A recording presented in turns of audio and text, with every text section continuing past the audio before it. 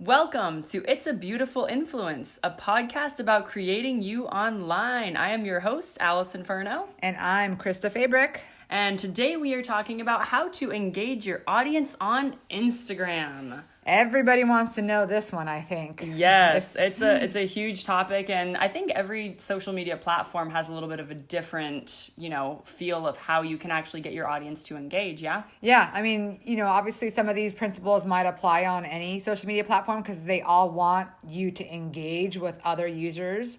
But today we want to give you guys some very specific tactics and strategies for how to engage on Instagram. Yes. So, kind of talking about engaging is basically it's kind of the art of attracting or involving people and getting someone's interest or attention to your profile. And, kind of like we were talking about, every platform has a different set of tools that they prefer to engage. There's algorithms to each platform. Yep. And so Instagram has its own specific tools that work the best for that platform. And the way I like to kind of start off talking to people about this is think of it like real life. So think if you're in a conversation with somebody and you just don't respond. Somebody's like, yeah, so I do this for work. And you're like, oh, that's nice. And you just keep nodding, it'll get really awkward. Yeah, we've all met those people, right? Yes. We were talking about that, how when somebody doesn't engage, you're kind of like, well, okay, I'm just going to go find someone else to talk to. Yeah, because I can literally talk to anyone. And yes. There are those people who, no matter what I do, I cannot spark a conversation. Yes. And so don't be one of those people on Instagram. Yes. So yeah, think about it as if you want to learn who that person is, if you want to make a social connection, you have to engage with whatever it is that they're saying.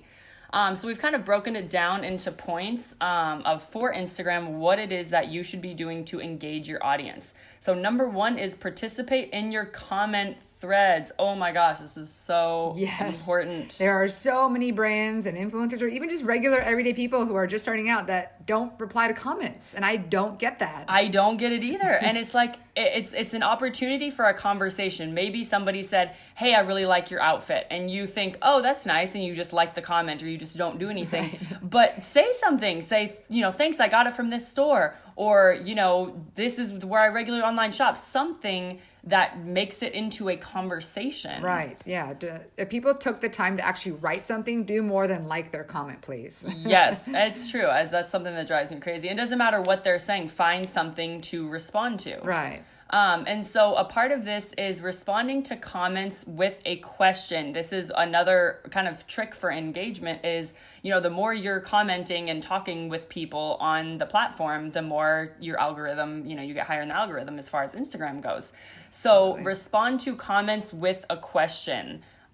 Just anything that you could think of that this person might know, something that they responded to, and you can say, hey, well, what do you think about this idea, or what do you think about if I changed it this way, and just get people's feedback, because the more that you show that you care about your audience, the more you're going to get that conversation more often. Right. And I mean, even if it's something like just saying, oh, loved your outfit, could say, thanks so much. What kind of clothes do you like to wear? Or where do you like to shop? Or whatever. I mean, you could always find something to reply with.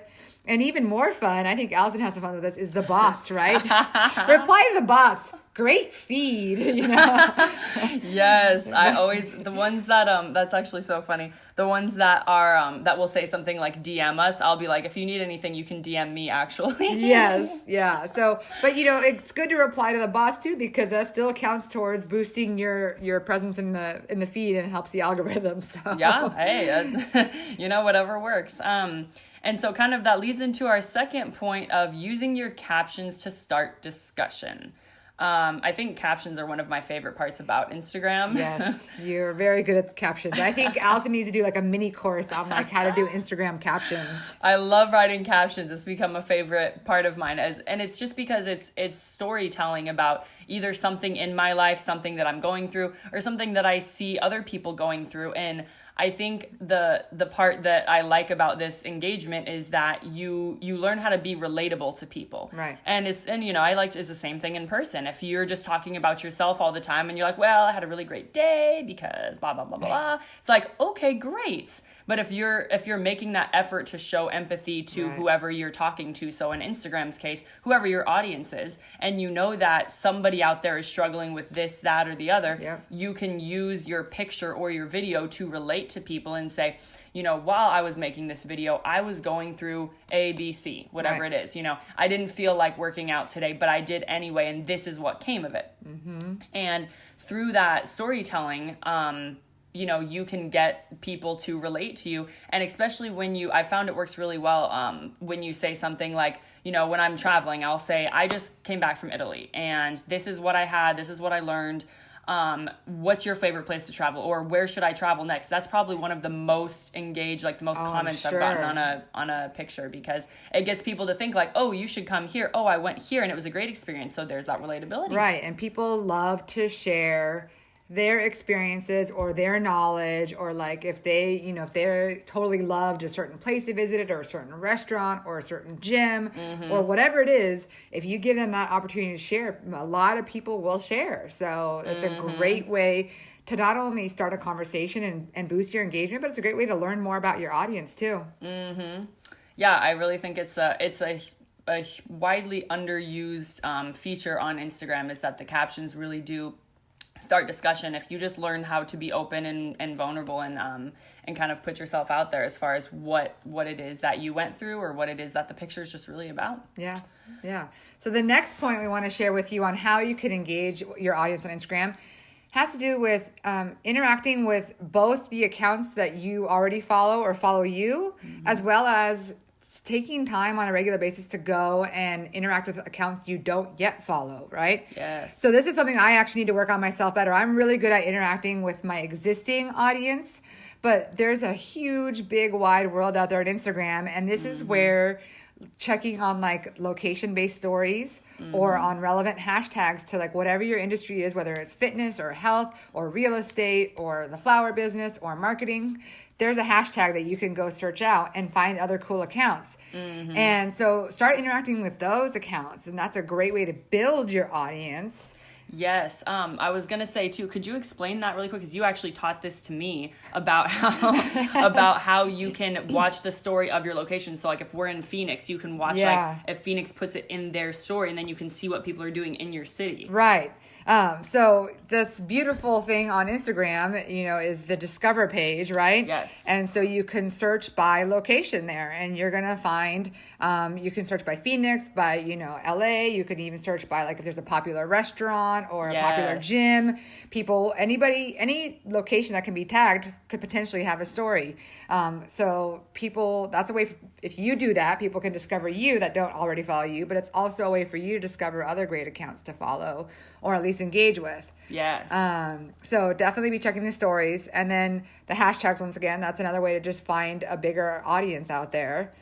Yeah, and especially, it's easy to get, kind of like you were saying, get stuck in what you're currently in, but there's so many people, and especially check out accounts that other people tag, and that's something that you're good at, Krista, is you'll tag somebody and say they're really good at, this or that, and then you go look at those people and kind of spend the time, it's kind of like walking around a room at a party. Right. You know what I mean? Saying, I don't know you, let's see what you're about. Let's come up and say hi.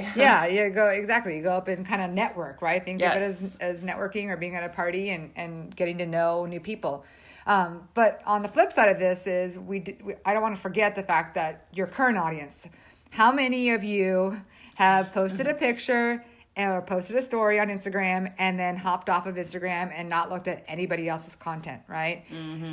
That is not engaging with your audience. Yes. And so you need to make sure that you are spending time looking at people who follow you and people who you follow, looking at their content, and not just liking, but reply to their story with a DM, or answer their poll question, or leave a comment on their picture or video, because people aren't going to want to keep engaging with you if you never engage with their content. Right. And it's kind of like the more that you are interactive with people, the more they become, the more you become real to them. You know what I mean? Everybody has their own lives and their own things that they're doing, but the more that you show up in their feed, the more that you're, in their notifications, you become a very small part, but a part of their lives. Is they get used to seeing you, they get used to watching your stories and whatever it is, and that's how you build a true relationship on social media. Exactly.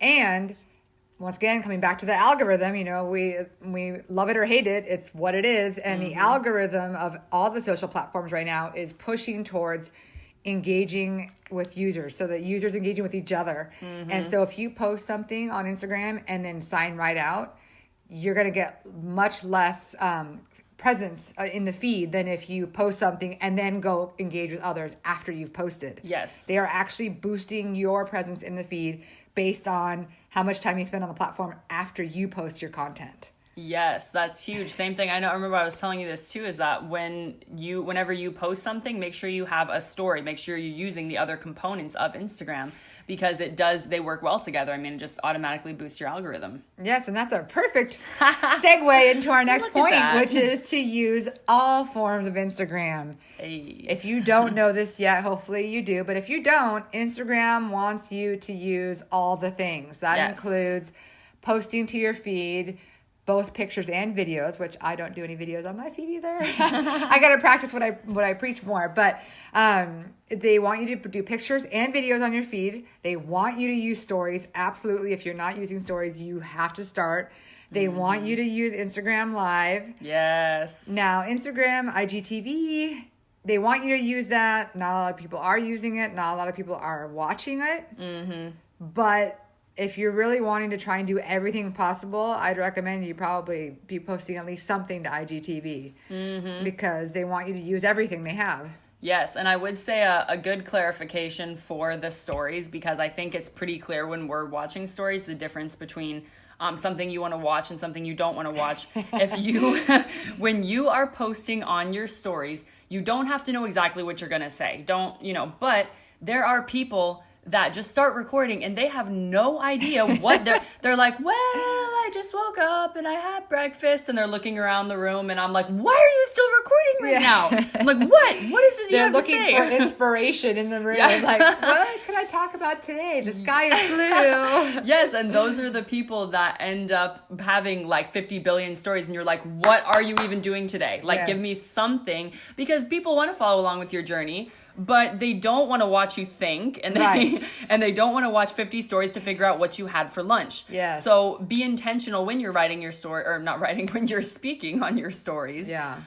Just that you have a purpose for it, that you're not just trying to put something out there to see what happens. Of course, sometimes it might be like a quick clip of like, a fun event you're at, or like whatever. That's fine to share little bits of your life, but like one 15-second story, then not like 3 minutes of your concert. Nobody wants to see 3 minutes of your concert. Yes, the concert stories. People will zoom up. They're like in the nosebleed section of the concert, and they're zooming up on. I'm like, I don't even know who that is, and you can't hear them. No. So use all the things, but be intentional with what you're posting on all the things, right? And going back to stories, we're going to keep pushing this because Instagram is pushing it. Yes. And there's a reason it's at the top of your feed when you go onto the Instagram app. So they want you to use stories. And that's going to help boost your engagement in your regular feed too. But stories has all kinds of ways to help you engage your audience, right, Alison? Yes. Oh, I love all the things. Love all the things. So there's one of my favorite ways to engage people is by polls. And it can be something as simple as something, and I relate it to food because that's where a lot of my polls come from. But think of something that could be controversial. It's like a this or that type thing. And so, if I'm eating pizza, it's like thin crust or Brooklyn style. Oh my gosh. Yeah, you're going to get some strong opinions. You get some strong opinions. When I still go back to that Applebee's and Chili's story, I had some people were like aggressive. They were messaging me. They were like, why would you go to Applebee's? I'm like, I don't know, because I like it. I don't know. Don't be mad. Don't follow me because I went to Applebee's. Yeah, people are like, it was so funny. I did a poll on Applebee's or Chili's just because I was curious, But you get. But really, why did you go to Applebee's?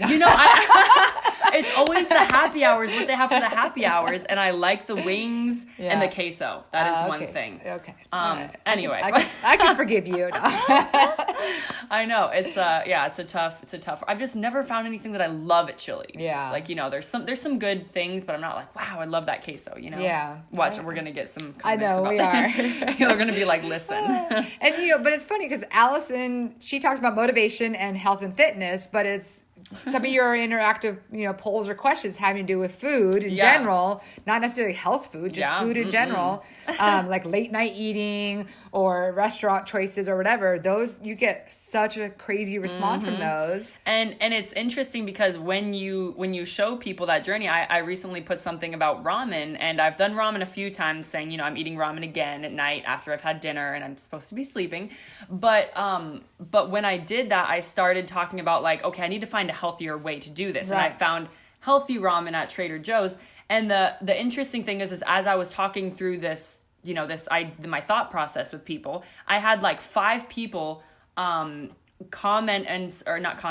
send me a message with a picture of them in a grocery store, and they took a picture of the ramen section at their own grocery stores in different states and in different countries. Nice. And I was like, that's so cool. And they were like, Alison, look at all the ramen we have in Sweden. And I'm like, what? Yeah. I'm like, that's legit. Yeah, but that's your audience like genuinely engaging with you and like getting to know about you and your likes, and then helping you, and you're getting to know about them too. So it's just like a win all around, right? Yes. So I think a lot of times people don't think of what conversations could come from doing something as simple as a poll, but it's like, just think about, how it's something as simple as ramen can connect a whole world of people, and it's relatable, right? Everybody eats ramen. Yes.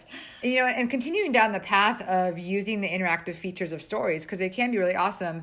Here's another important thing is if you get, answers and responses to your polls or your questions, or whatever, share the results, people.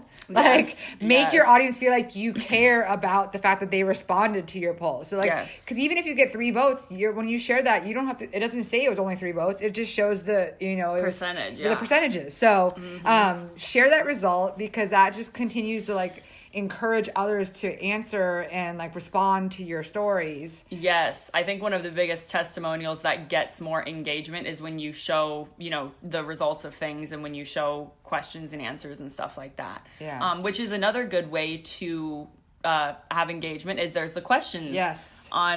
So if you guys are unfamiliar with all of the Instagram stuff, there's a little tab at the top, and it has all of the engagement features, essentially your location, your questions, your polls, all that. And so the questions is a really good way to get people to engage. And again, it doesn't have to be something so specific to, if you're in the health industry, you don't have to be like, what are all of your health questions? Because maybe your audience doesn't have any right now. Maybe you're still first starting out. And when you are, ask about something that can be more universal. I know the one question that I got the most answers on was I posted a picture on my story of me hiking, and I said, the weather's 75 here. It was supposed to be cold. It was one of the days in Arizona where it was supposed to be freezing. And I said, how about you?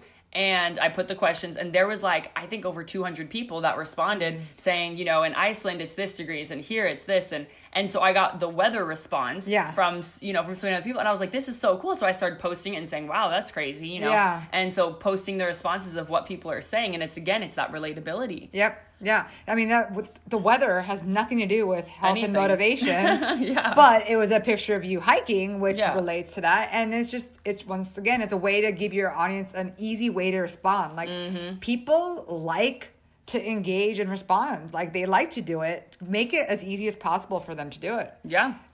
And that also, I just lost my train of thought. I had a thought of something else that had to do with that. But I don't know. It happens. Oh, asking the questions. No, I don't know. It's fine. Anyway. That happens to me all the time. I feel like it's so profound that I'm like, it's gone. I was too busy actually engaging with Alison and really paying attention to her story about the weather. We pay attention to each other. This is good. But no, yes, the location tagging. That's what I was thinking of. So that also has to do with using all the things on Instagram. Instagram loves it when you tag the location in your story or on a post in your feed. On a post in your feed. I don't know. So many people don't do that. Yeah. And so I think we talked about that in our last podcast or 2 podcasts ago when we talked about general social media tactics. But this absolutely boosts your engagement. 79% increased engagement by using your location tag. Yes. So that's huge. Yeah. It's filling in the dots for people of, you know, where you are, what you're doing. You don't have to post the exact gym you're at or the exact, right, you know. but at least use a city. Yeah, use a city, whatever, you know, you're in Phoenix, Arizona. Great. Okay. So tell people where you're at and then, you know, share what you're doing. Yeah. That's a huge part of engagement. And specifically, people will ask, you know, with stories, it's more, I feel like there's more engagement on stories than an actual post. So when you say, hey, I'm at a restaurant, I've never tried it before, this is what I think. I mean, that's kind of your number one way for people to get recommendations and to go places is that personal, somebody went there and they liked it or they didn't like it, you know? Yep. Yeah. And so, and then the flip side of this coin is, you know, you want to ask all these questions and use all the things, but make sure you're doing the same for your audience. So if you're watching the story and there's a poll, answer it. Like it takes you a split second to tap yes or no or 100 and, you know, the circle with the line through it or whatever they're using. But like, yeah, no, it's true. I mean, I think people just get in their own headspace and they kind of see it and they're like, I don't know, or I'm not sure. Take a second and think about it because it's kind of like stretching your hand out, shaking somebody's hand, saying, hey, I'm here. I'm active on social media because we have to be more intentional about being personal because when someone's in person, it's easier to go up and say hi and not think about it. But on social media, we have to be intentional about building trust and about, you know, when you're engaging, especially with people that you follow, get them to see your name more often. You know what I mean? They'll start, I know I recognize my regular followers, regular engagers. Is that a word?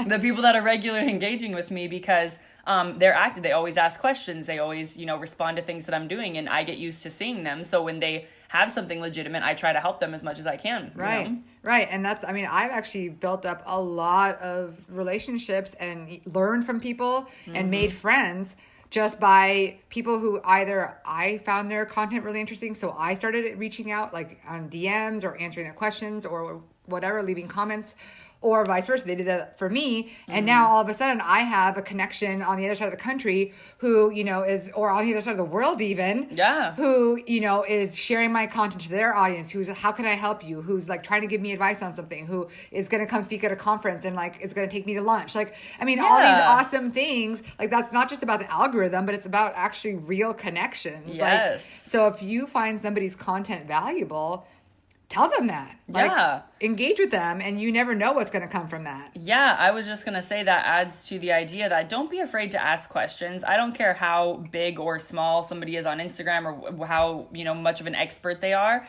Don't be afraid to ask people questions. Oh my gosh, no. Because because I mean, you have an opportunity of an era that's so much more approachable. Yes. You know what I mean? Where you can ask some of the top leaders of, you know, in their industry. Yeah, you can ask them questions, and if they're good on social media, they will respond. Yeah. You know what I mean? I couldn't believe it a couple years ago, like 6 months before I was going to teach social media marketing class for the first time. I was like, okay, I want to really start building my network. I want to see if I can find anybody that could do like a guest lecture by video or who could maybe like, you know, answer some questions for me to share with the class, whatever. And I was blown away by the people that answered me and were willing to help and were willing to give me a video reply to my class or even guest lecture to my class. Like, I can't believe some of the rock star social media marketing people I got to talk to my classes just by reaching out, like, and asking. So, yeah, it does. Never be scared to ask. Social media is a beautiful tool, like Alison said, makes people so much more approachable. Yes. Speaking of which, I have a fangirl story where where I was, I asked a fitness question. I do not remember what it was. Oh, it was about warming up. I asked, so it's actually, his name is Syat Fitness on Instagram, and he's Gary Vee's trainer. Oh, nice. And so I wrote this comment on his picture. You know, he gets 400, 500, 600 comments, and I'm thinking, oh, he's not going to answer, you know, but sometimes I'm just thinking, okay, let's just engage, you know, maybe he will. And so I asked him a question. I got a video response in my DMs, like 2 minutes long, of him saying, awesome. Hey, Alison, what's up? here's the answer to your question. And he laid it out and he was super cool. And I was like, whoa, that's crazy. Yeah. But people at any level, whether you have 20 followers or you have 400,000 followers, people at any level who really care about their audience are going to take the time to answer legitimate questions that people have. Absolutely. And if that's probably why, if they are at that high level, part of the reason, unless they're celebrity, is because they're actually care about their audience and engage with them. So. Yes, so that goes to show it doesn't matter where you're at. That part that's important. I mean, there's no way to get around the fact of engagement. So yep.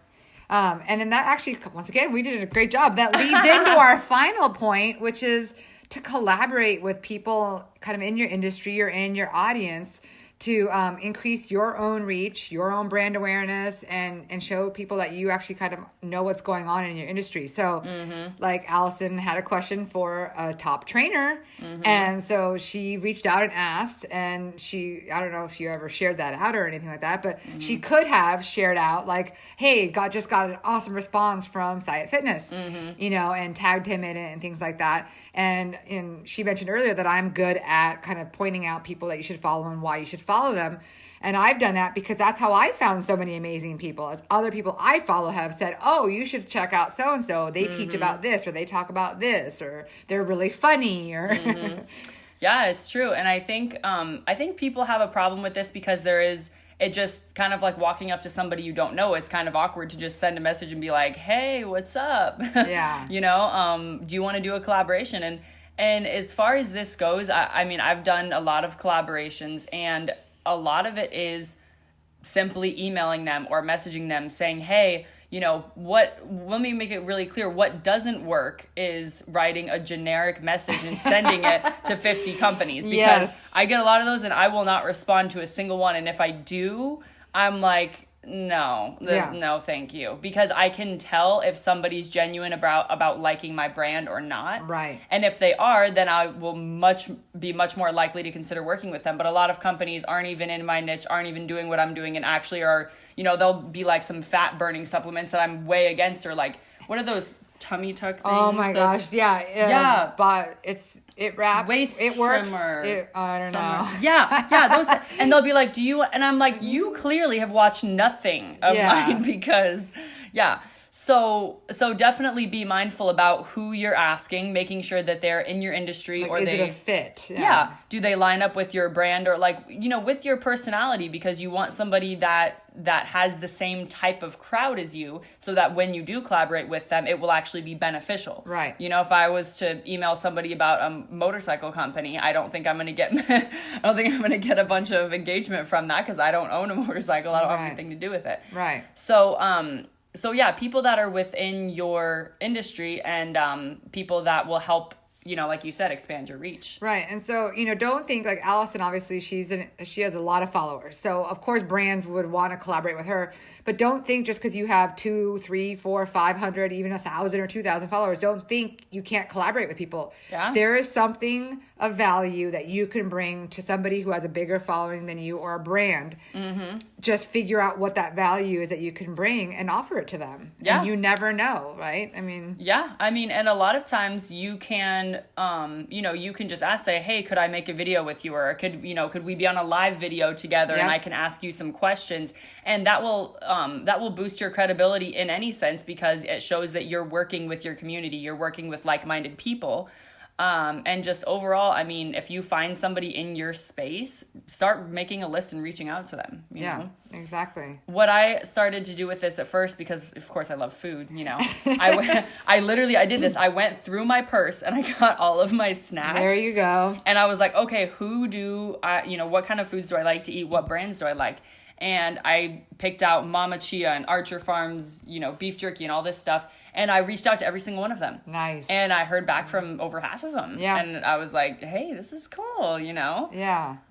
So if you're trying to, get known or get influence in a certain industry, and you are consuming products or services from brands in that industry, especially smaller brands, local brands, kind of startup brands, things like that, reach out. You never know. I mean, it might not even be, maybe they're not going to give you free product. Maybe they'll give you like a heavily discounted product, but then they'll shout you out on their page or whatever. So you just...